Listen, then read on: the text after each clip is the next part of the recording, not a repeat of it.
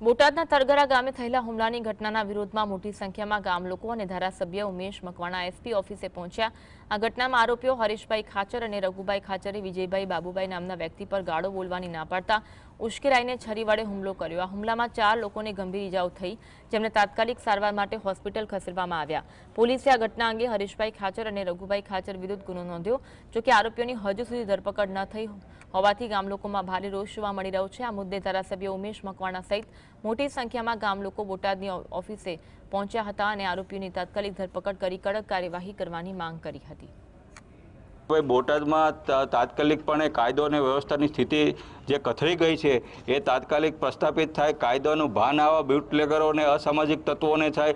વારંવાર જે કોળી સમાજના આગેવાનોને ટાર્ગેટ કરીને જીવલેણ હુમલા ઘરે જે થાય છે, અપહરણો કરીને હત્યાઓ થાય છે, એ તાત્કાલિક બંધ થાય અને જે કાંઈ આની પાછળ વ્યક્તિઓ હોય એને તાત્કાલિક કડકમાં કડક કાર્યવાહી થાય।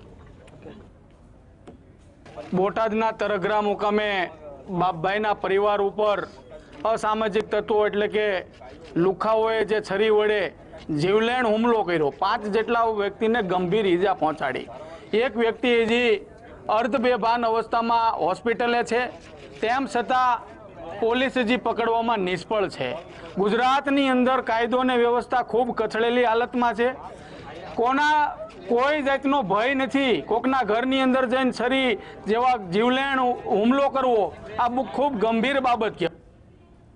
મારા છોકરાએ છરી મારી છે અને ઊંડો ઘા છે, ટાંકા બહાર આવ્યા છે અને હું એમાં એ આટું આવ્યા છે કે આનું જે કાંઈ થાય એ 300 હાથ લાગવી પડે, પણ સાહેબે કીધું કે 300 હાથ ડૉક્ટર રિઝલ્ટ તો અમારે મગજના ડૉક્ટર પાસે જવું।